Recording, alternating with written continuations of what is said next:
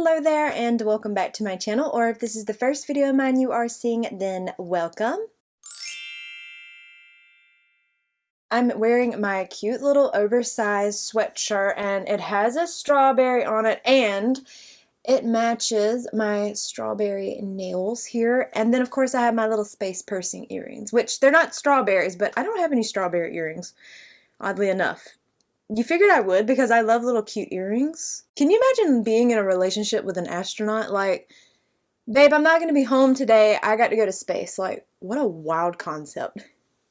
But anyway, I wanted to revisit a former all-time favorite eyeshadow palette, and that is my Urban Decay Wild Greens palette. This used to be my #1 eyeshadow palette. Like, this was the palette. I even have pan in a shade, but that's the shade, right? Yeah. I love this palette so very much. I have some significant dips in quite a few of the shades. Like, that's the only pan I've hit, but I've always just loved this palette so much. Now, I will say that when the I Need a Nude palette from Natasha Denona come along, that bumped this right out of the #1 spot for me. I love that palette. Now, is that palette a little more boring than this palette? Yes. I mean, somebody might say this is boring, but this does have like your pops of color, like the green and some of these more, you know, peachier tones, whereas that one is a straight up neutral palette, just like the brown tones and everything. But this palette is stunning, and it's no longer available, sadly. I just want to revisit it again because I did use this palette the other day, like not filming or anything, just for having fun, and I enjoyed using it again. So I want to create a look, but I really want to focus more on some of these green shades. I'm feeling a green look today. But first things first, we're going to do the prep steps, and I'm going to start with my Danessa Myricks. This is the Blurring Balm Powder. Still have pretty big pan in this. I've just been using it as eyeshadow primer. I keep saying I'm going to use it as face primer to go ahead and finish it. I think it's a good product, don't get me wrong.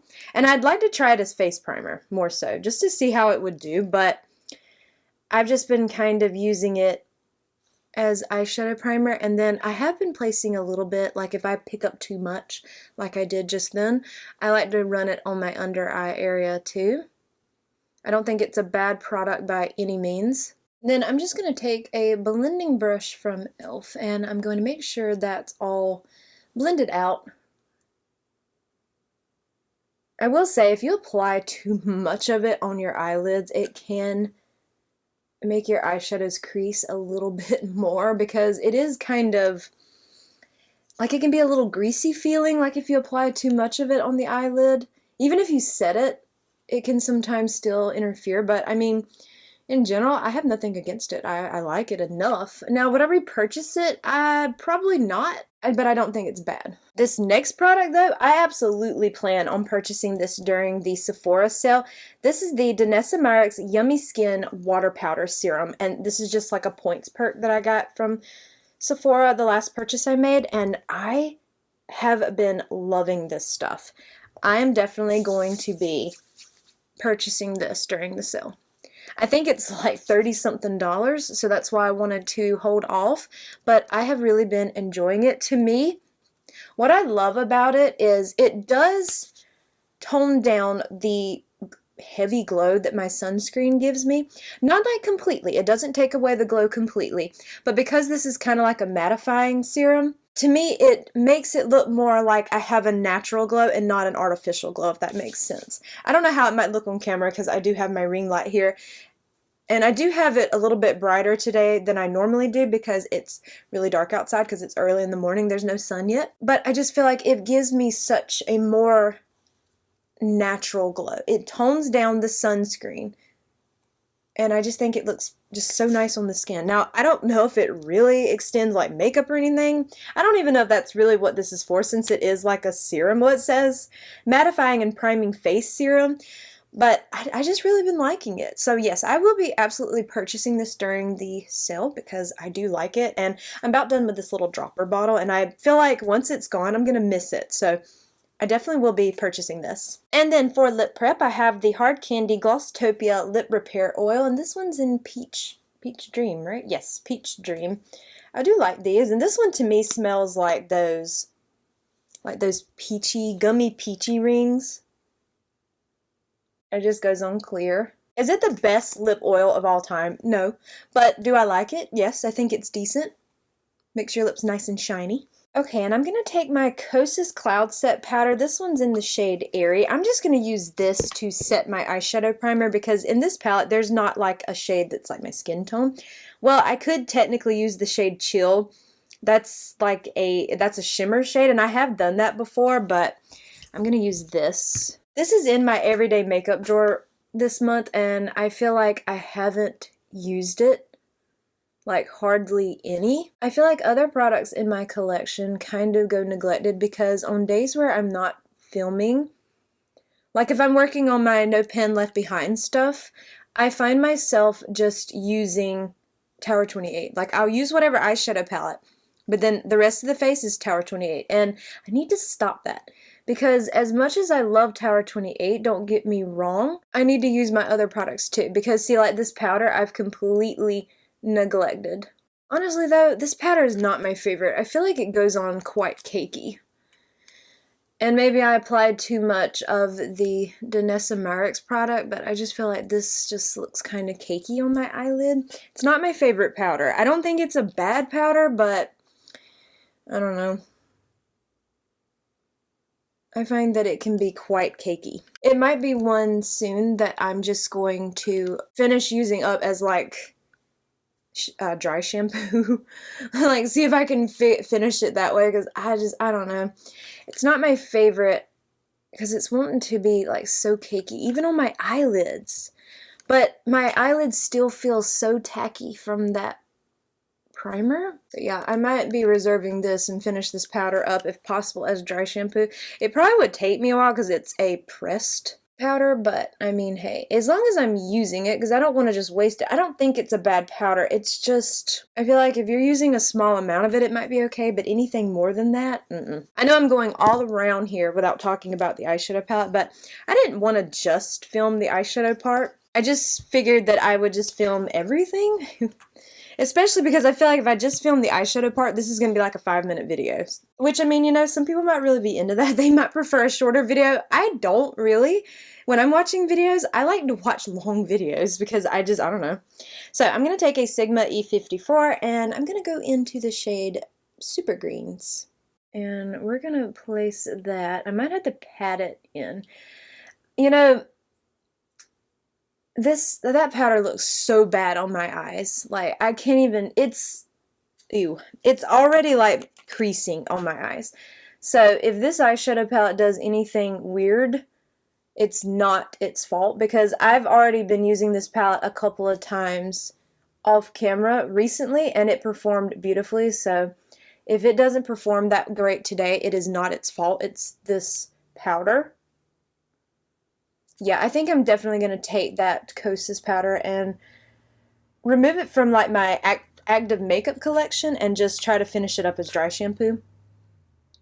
Now please keep in mind, I don't know if you can actually use powders like that on like doing that. I mean, I only apply powders like that on the days that I'm washing my hair. So the powder is not like sitting days like on my scalp, you know, it's just for that day.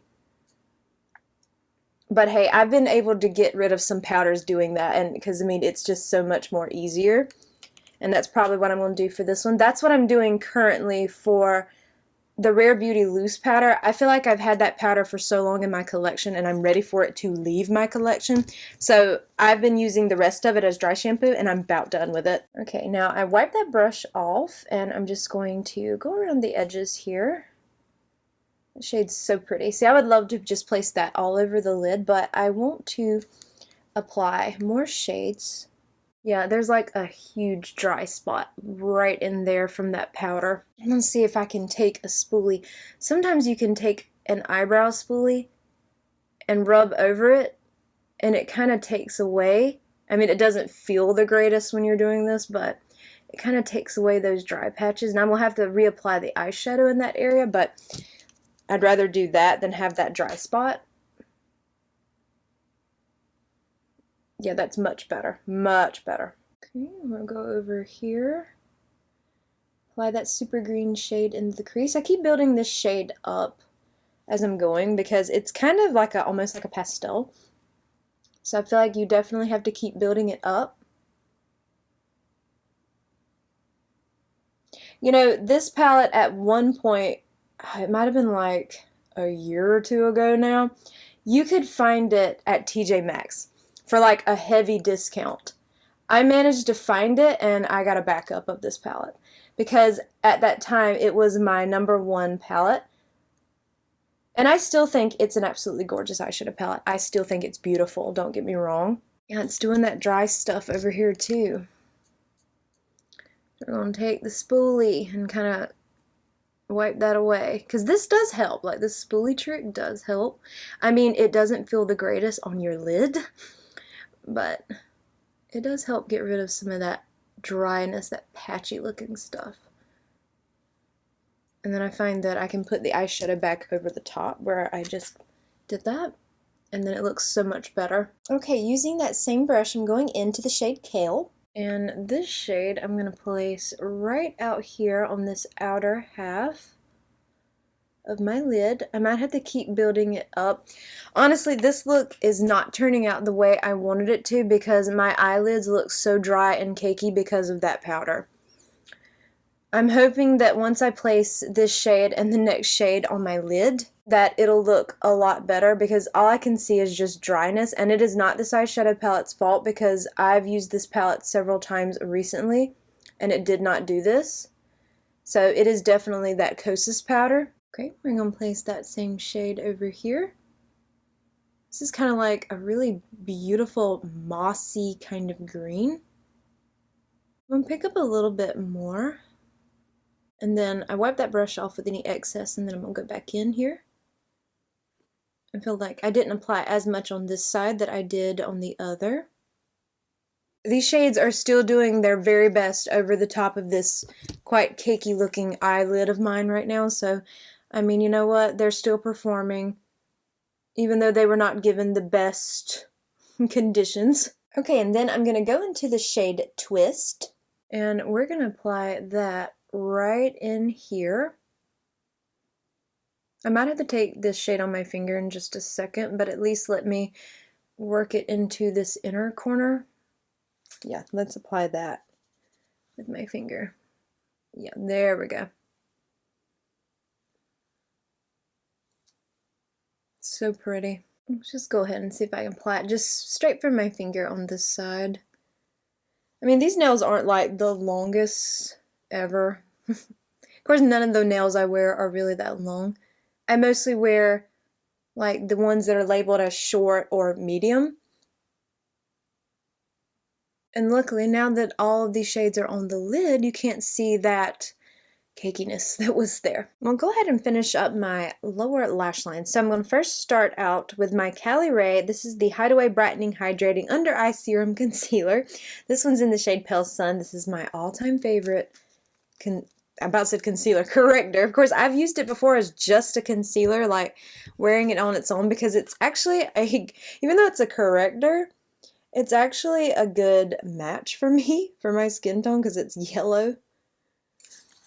It's one of my all-time favorites. I mean, it's a little pricey. It's a little pricey. I think this is like $30-something. Worth it. Worth it. Worth it. But wait for the sale. Wait for the sale if you want it. Okay, I'm going to take my Real Techniques Brightening Concealer brush.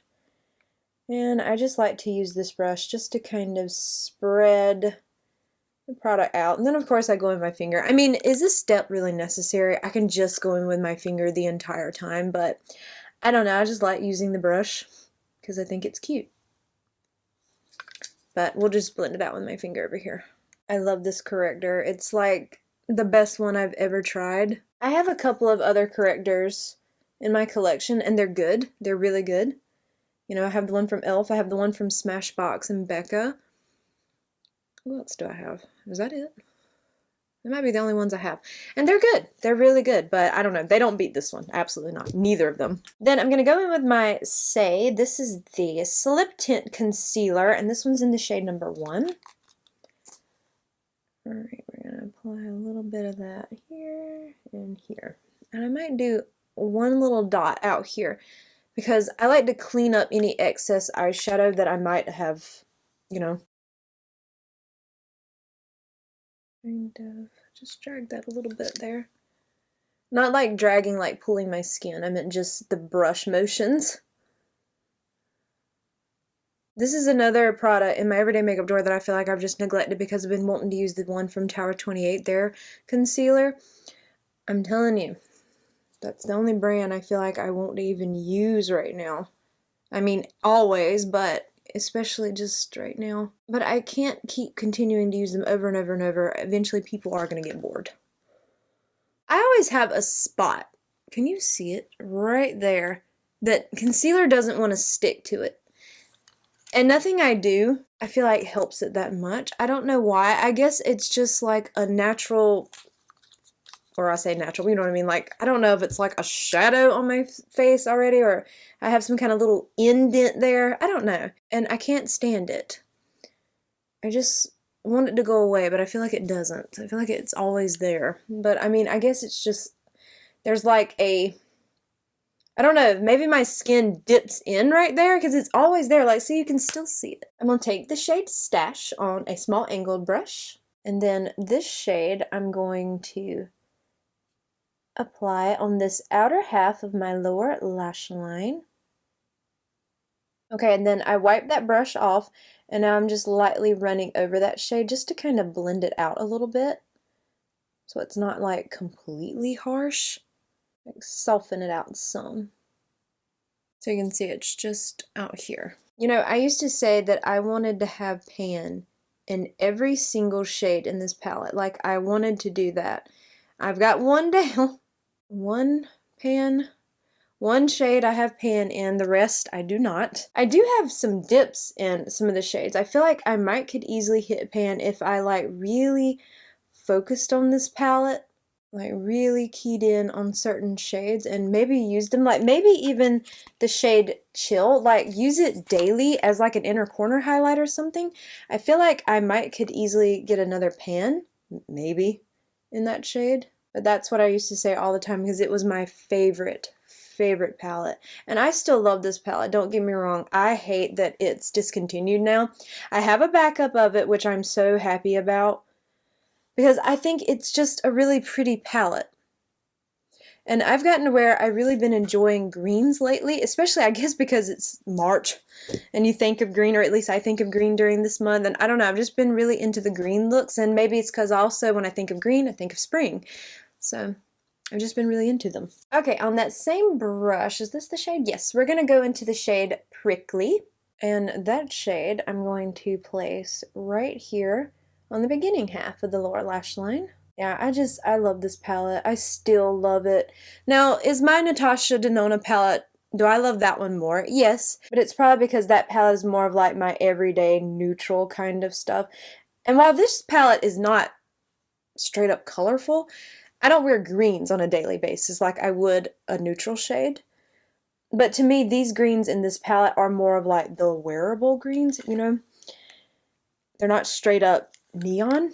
I mean, I have nothing against neon green or anything. I just don't really wear it. But I think this palette is just so pretty. I mean, even using it today, even going over that really powdery, cakey powder, it still is performing so beautifully.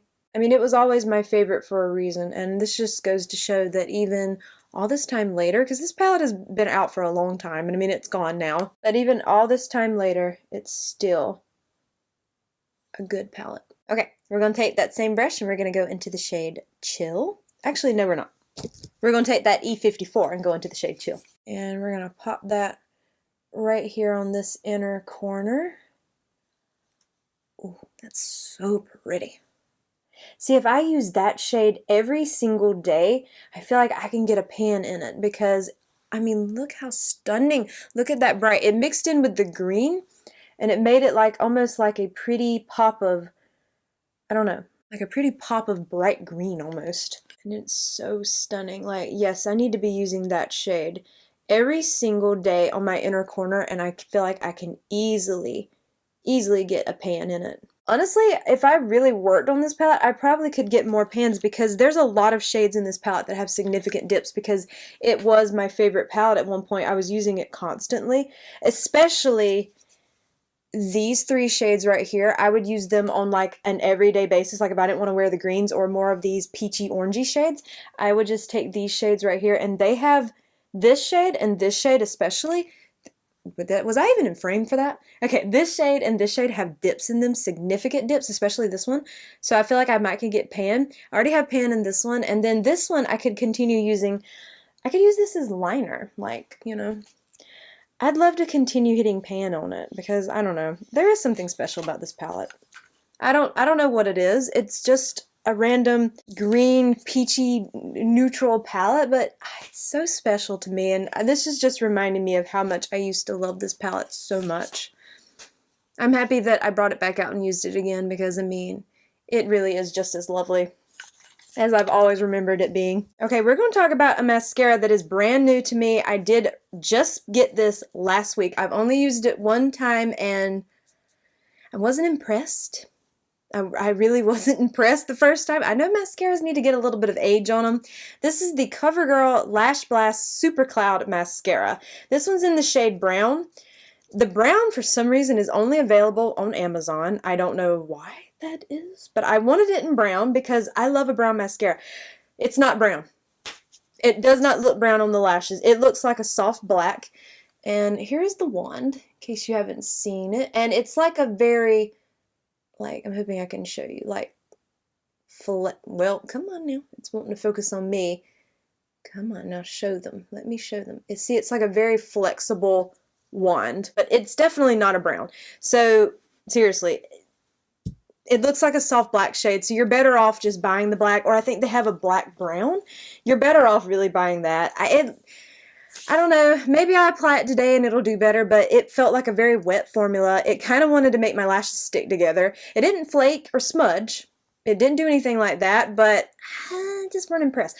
But we're going to try it again today. And see, the day I first applied it, because I've only worn it once, so keep that in mind, I didn't even have eyeshadow on that day. I just had an eyeshadow primer, and then I set that with a skin tone powder, and that's it, because I really wanted to see the mascara and see how it worked, and I just wasn't that impressed by it. I don't know. But I know that mascaras sometimes need to get a little bit of age on them before you really know, and I'm hoping that that is the case with this one, because right now, apply this on here. I don't know. Well, really look down, because I kind of got it all over my lid the last time. And maybe today it'll apply better. I don't know. Watch it apply better, and then I'll just eat my words. It's such a wet formula. Now, it's doing better today as far as giving me length, but you see how it's... oh my god. See how it's sticking these lashes out here together? I feel like I need a lash comb. I don't have one. I need to get me one. I don't know. It's just... it's very wet mascara, but I feel like a lot of CoverGirl mascaras that I've tried are like that. Now, I'm gonna come in. Does that look brown to you? I mean, maybe it does in these bright lights a little bit, but just in person, I feel like it just looks like a really soft black. I mean, you know, I know most brown mascaras don't look brown anyway. I wish. I don't know why these brands bother making them when they can't actually make them brown. I don't know. I feel like the only brown mascara that I've really used that actually looks brown on the lashes is one from Hard Candy that has been discontinued because it was part of a collab that they had with a company. And I hate when they discontinued that, because honestly, it actually did look brown on the lashes. This does not look brown to me. It looks like a soft black, and it's not holding my curl. I don't know, I'm not that impressed by it. But let me quickly do the other eye and my lower lash line off camera, and I'll be right back. Yeah, I don't know about that mascara. It's already dropping a curl over here because I feel like it's a wet formula, so it's heavy. It looks better over here. But these lashes always do better than these lashes. Okay, I'm going to use my Ilia Skin Rewind Complexion Stick. This one's in 3W Spruce. I'm just going to apply this. I'm just going to do like that. And then I have my IT Cosmetics Love is the Foundation brush. And then I have sprayed this brush with my Charlotte Tilbury setting spray. I feel like my skin is so red today. I don't know why. Of course, did I just draw a D? Like a backwards D? Okay. I feel like it's probably because I'm wearing a sweatshirt and it's hot. I feel like I need a fan over here somewhere, but I need to find one that would be silent. Because I have a fan that's like on a stand, but it makes so much noise. You would hear, I mean, I just feel like my face it keeps turning red. And I don't know why, and it's doing that more than ever today. Maybe it's because I'm in this hot sweatshirt. I probably shouldn't have done that. I probably should have worn something else because I just feel like my face keeps turning red. I do like this complexion stick though, by the way. It's one of my favorites. I like it because it's just so easy. And you can build it up, sure, but I usually don't. Like what I applied just then is kind of what I normally go for. I do feel like I need some on my nose though, because my nose just looks so red, even still. Yeah, I really do like this complexion stick.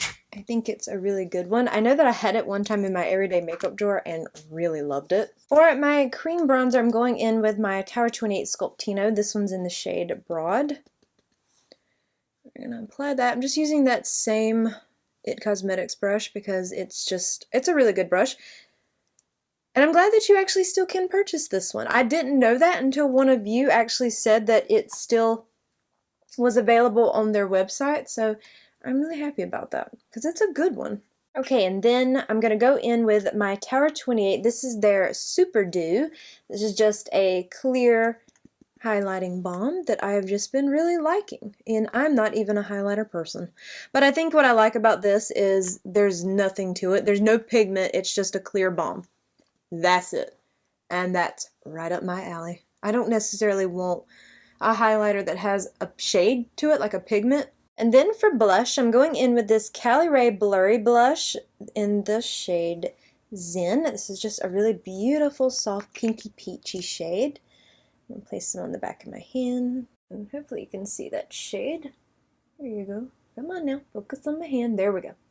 It's such a pretty shade. It's really a lovely, soft shade.